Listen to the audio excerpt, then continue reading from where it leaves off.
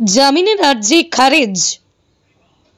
শেখ শাহজাহানের 14 দিনের জেল হেফাজতের নির্দেশ দিল বসিরহাট মহকুমা হাসপাতাল। আবারও আদালতে তোলার নির্দেশ দিল বসিরহাট এসিজিএম। বসিরহাট মহকুমা আদালতে আজ শেখ শাহজাহানের আইনজীবী জামিনের আবেদন করে। জামিনের আবেদনের বিরোধিতা করে সিবিআই আইনজীবী। সওয়াল জবাবের পর আদালতে 14 দিনের জেল হেফাজতের নির্দেশ দিল।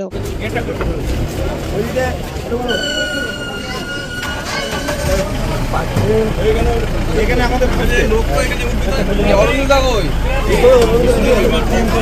এ অরবিন্দ দা ওই সরে যান ইসরা উড়ে যাবে থেকে ভালো থাকবেন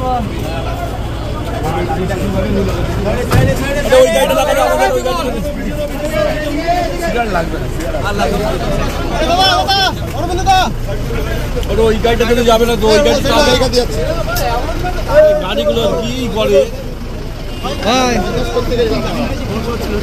ভাই ভালো থাকুন ভাই এই তুমি ওঠো বেঁকে যান যান বেঁকে